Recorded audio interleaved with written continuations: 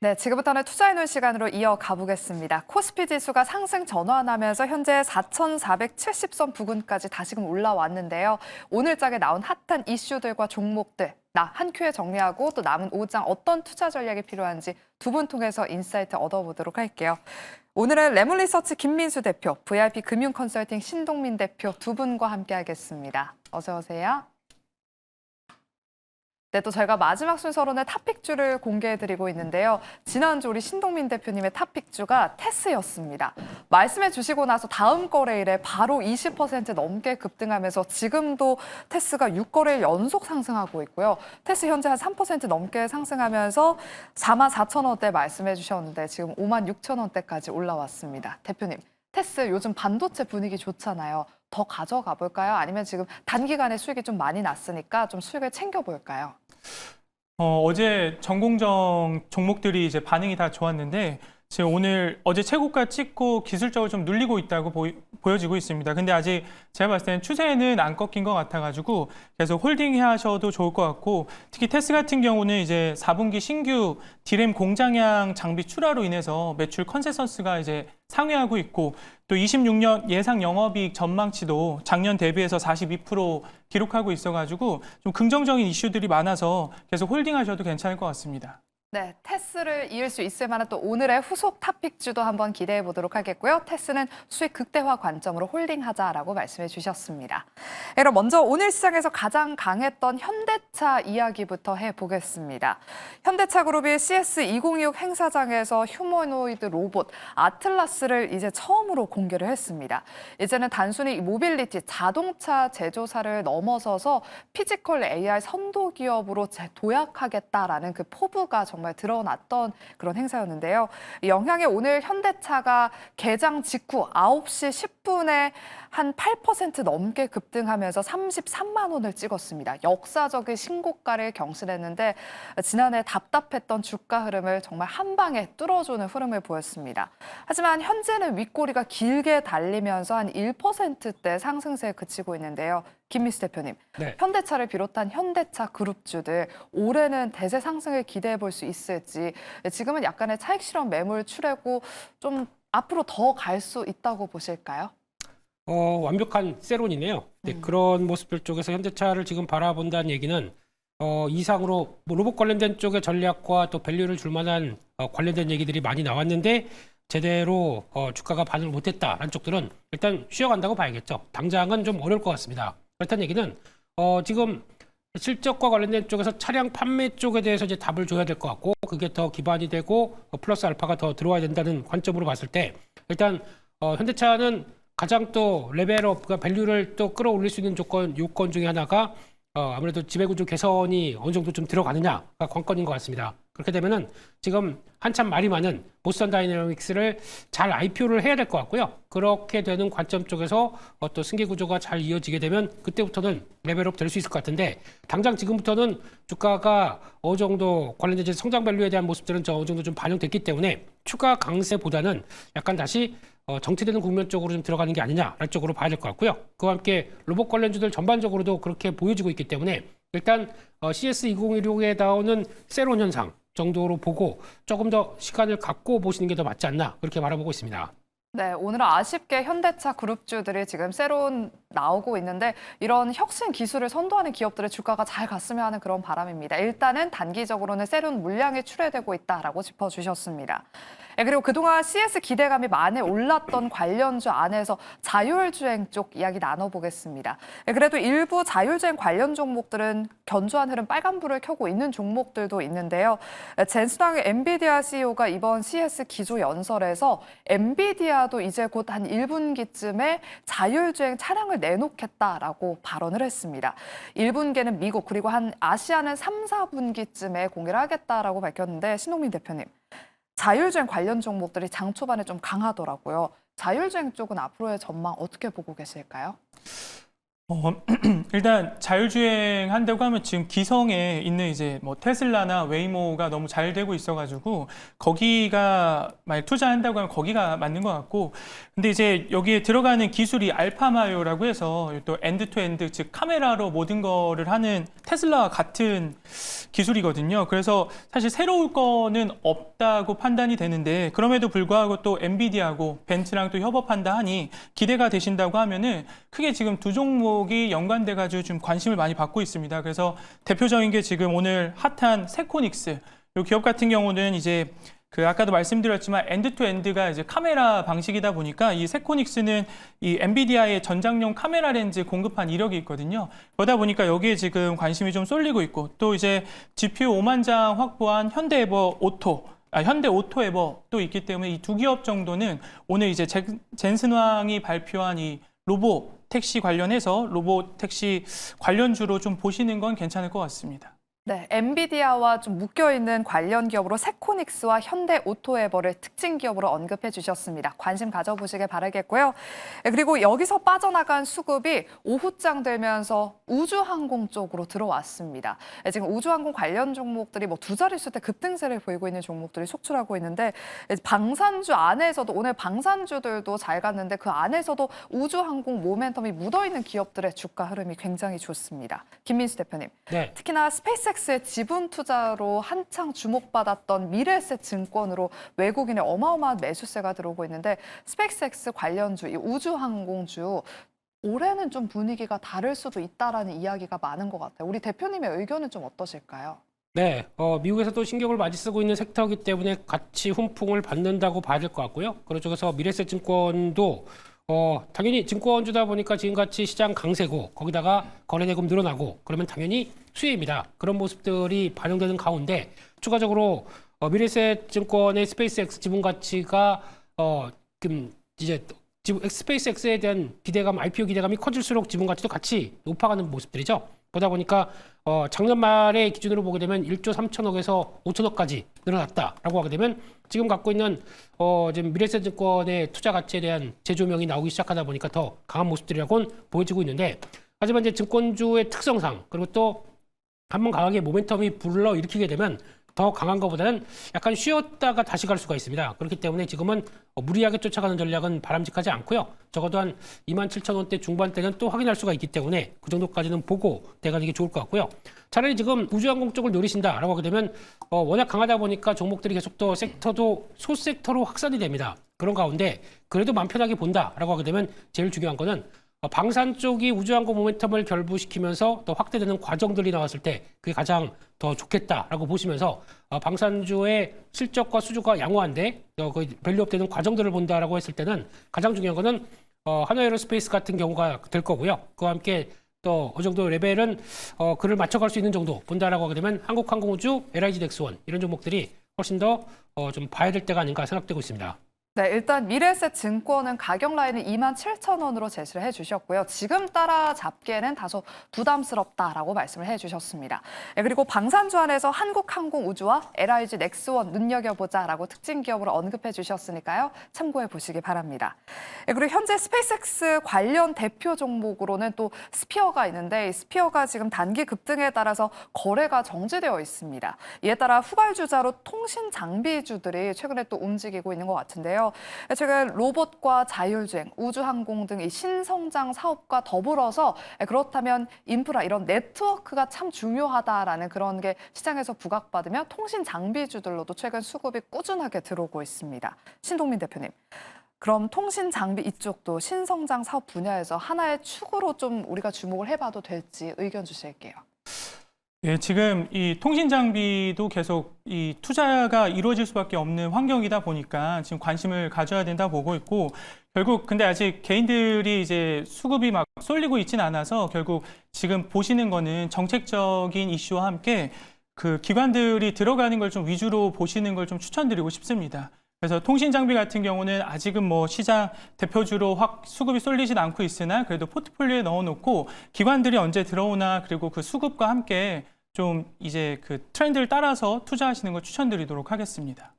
네, 다음은 저희가 반도체 섹터 관심들 많으실 것 같아서 바로 이야기 나눠보도록 할게요.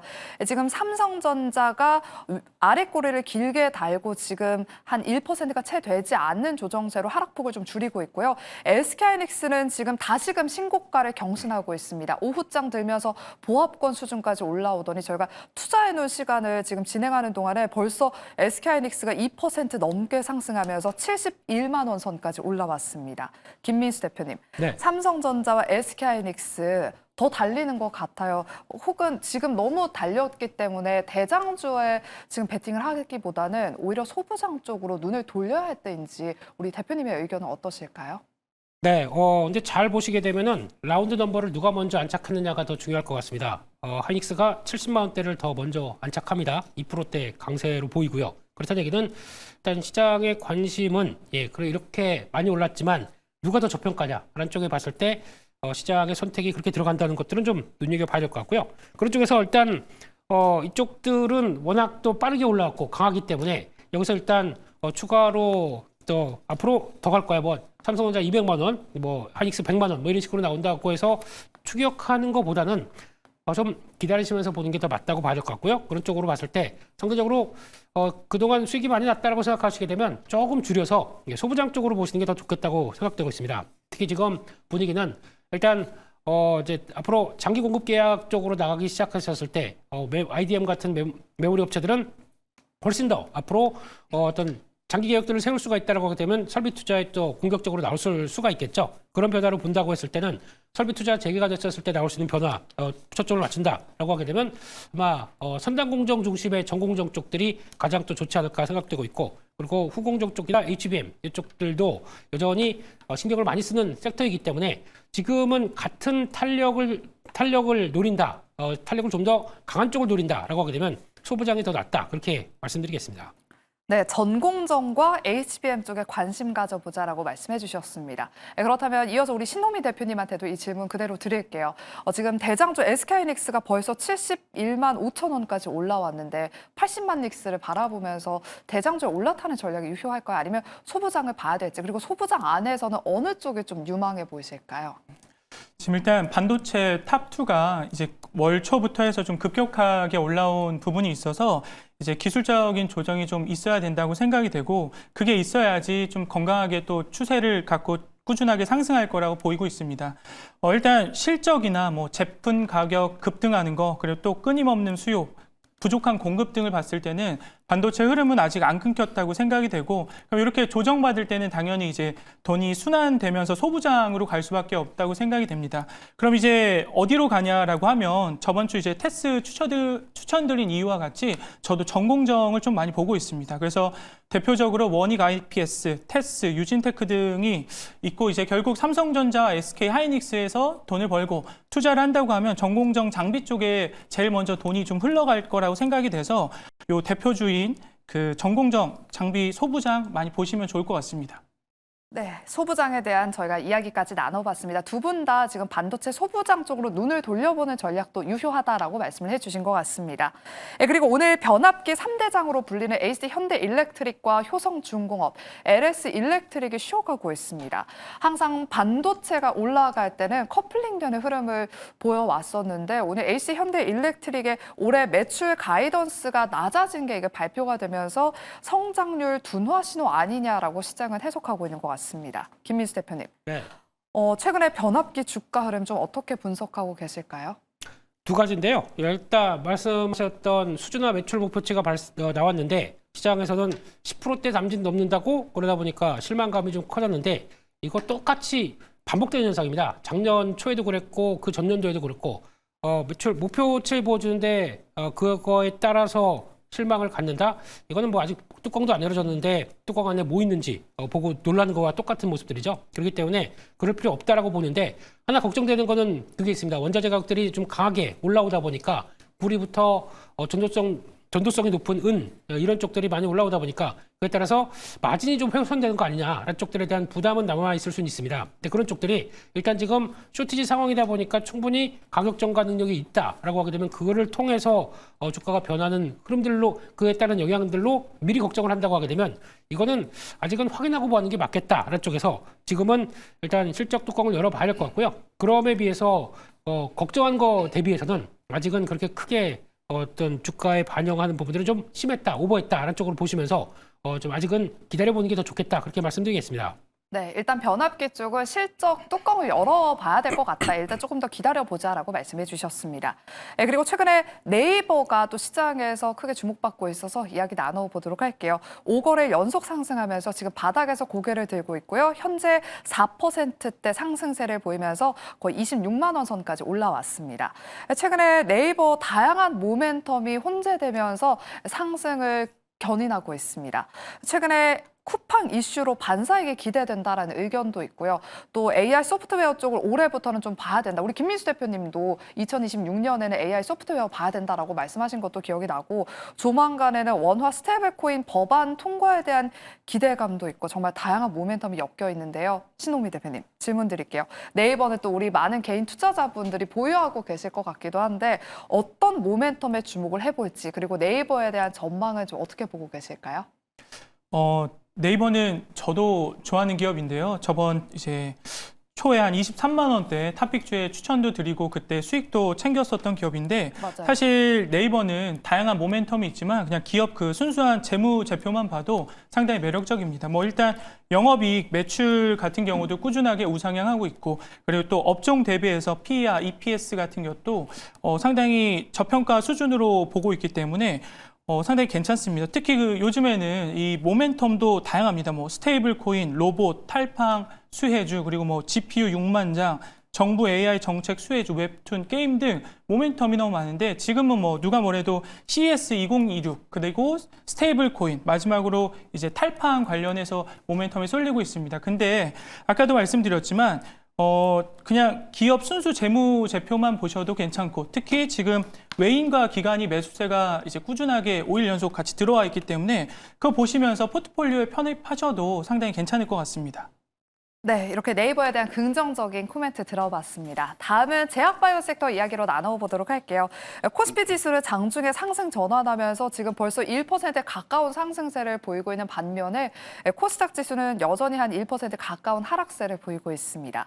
1월 효과를 기대했던 제약바이오주들이 전반적으로 좀처럼 좀 힘을 내지 못하는 모습인 것 같은데요. 김민수 대표님, 네. 연말 대주주 양도세를 회피하기 위해 빠져나가던 큰 손들이 다시 들어오지 않는 것 같아요. 아무래도 반도체 쪽으로 수급이 조금 쏠려 있는 것 같긴 한데 다른 호재성 이슈가 더 필요한 건지 JP모건 헬스케어 컨퍼런스 말고 오늘의 제약바이오 하락 좀 어떻게 해석하고 계실까요? 네, 워낙 성장주 쪽에서 강한 섹터들이 많다 보니까 이제 바이오만 바라보지는 않는다라는 게 가장 중요한 포인트인 것 같고요. 그런 쪽에서 보게 되면 일단 바이오주가 그래서 안 움직이느냐? 아닙니다. 움직이긴 움직입니다. 근데 추세가 저희가 생각하듯이 바이오하면 시작하고 V자로 가야지라고 하는 것이 아니기 때문에 시장에서 예전의 바이오랑은 좀 다르네 라는 쪽들로 나오는 분위기 같고요. 그렇다고 하더라도 수급 이동에 따라서 왔다 갔다 하는 차원이라고 하게 되면 그런 쪽에서 오늘은 또 시장이 이제 그날 선택하는 섹터들이 다르기 때문에 나오는 변화라고 봐야 될 것 같고요. 그럼에도 불구하고 바이오주의 모멘텀이 꺾였느냐? 뭐 꺾인 건 없습니다. 그냥 수급에 따른 변화라고 봐야겠죠. 그중에 하나 오늘 또 ABL 바이오 같은 경우도 시총 상위 쪽인데 낙폭이 좀 컸던 모습들인데요. 20만 원대 밑에까지 쭉 밀렸는데 또 지난번에 나왔던 똑같은 루머들 나오기 시작하면서 뭐 또 대표이사의 블록딜 루머가 나오기 시작하면서 주가가 좀 흔들리는 모습들인데 일단 뭐 전혀 확인되지도 않고 그리고 또 그랬다가 아무 이유 없으면 또다시 올라오는 그런 과정이기 때문에 단기적으로 올랐던 거에 대한 차익 매물이 계단식으로 움직인다라는 쪽으로 포인트를 맞추게 되면 여전히 적정 비중은 계속 끌고 가면서 시장 흐름들 그리고 또 그때그때 맞는 섹터들을 좀 더 매매하는 전략들이 제일 좋다고 봐야 될 것 같고요. 이렇게 되기 시작하게 되면은 여전히 올해도 뭐 JP모건 헬스케어는 뭐 당연하겠지만 그 가운데에서 나올 수 있는 플랫폼 기업의 기술 수출 얘기들은 계속 나올 수가 있기 때문에 플랫폼 기업 중심으로 계속 봐가는 전략은 중요하겠다 그렇게 말씀드리겠습니다. 네, 제약바이오는 아직 추세가 꺾인 건 아니다라고 말씀을 해주셨고요. 플랫폼 기업 중심으로 대응을 해보자라고 말씀해 주셨습니다. 그리고 오늘 제약바이오 섹터가 대체로 쉬어가는 가운데 눈에 띄는 종목이 있습니다. 바로 D&D 파마텍이 오늘 장중에 7%대까지 상승하면서 10만 원 선을 한번 찍어줬는데요. JP모건 헬스케어 컨퍼런스에서 메시 치료제 임상 데이터를 공개할 것이다라는 소식에 지금 올해 기술 이전 계약 기대감 역시 큰 종목이다 보니 지금 강한 상승세 보이고 있습니다. 신동민 대표님.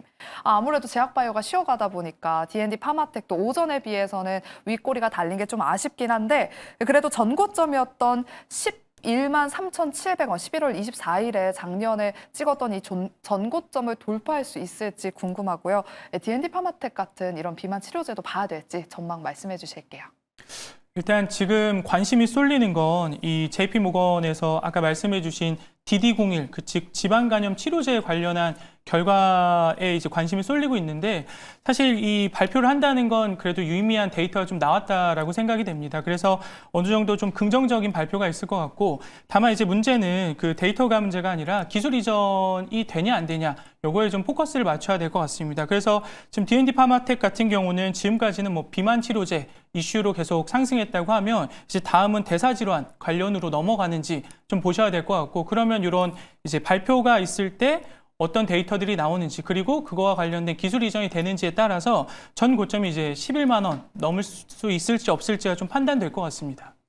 네, 그럼 마지막으로는 제가 원자재 쪽 진단해 보도록 할게요. 최근에 구리 가격이 지속적으로 상승하면서 사상 처음으로 톤당 13,000달러를 돌파했습니다. 김민수 대표님, 네. 이 소식에 오늘 국내 증시에서도 구리 관련 종목들이 또 강하게 움직이더라고요. AI 인프라의 숨은 수혜주로 봐야 될지 아니면 좀 단기간에 그냥 트레이딩에 그칠지 전망 어떻게 보실까요?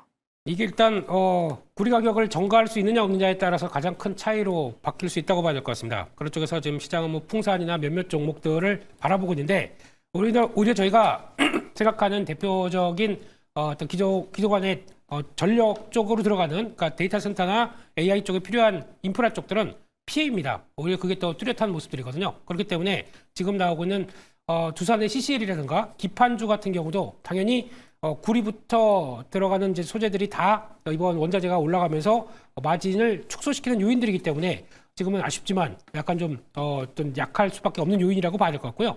그래서 지금은 일단 이 부분이 충분하게 가격을 늘려서 아니면 그거보다는 훨씬 더 Q가 늘어나기 때문에 어떤 실적들은 그래도 버텨낸다라는 쪽들에 대한 실적 확인이 되기 전까지는 아직은 우려감이 좀 더 크다라는 쪽으로 바라보시면서 이 쪽들은 너무 공격적으로 대응하시면 안 되겠다라는 관점 쪽으로 보고 대응을 하셔야 될 것 같습니다. 네, 구리 관련주를 너무 공격적으로 대응하지 말자라고 다소 보수적인 입장 말씀해 주셨습니다. 그럼 이제 마지막 순서로 두 분의 탑픽주 한번 공개해 보도록 할게요. 먼저 신동민 대표님의 탑픽주부터 공개해 보겠습니다. 지난주에 테스 반도체 소부장으로 수익을 많이 냈어요. 좀 수익을 이을 수 있을 만한 오늘 후속 탑픽주 어디서 준비해 오셨을까요? 방산에서 준비했습니다.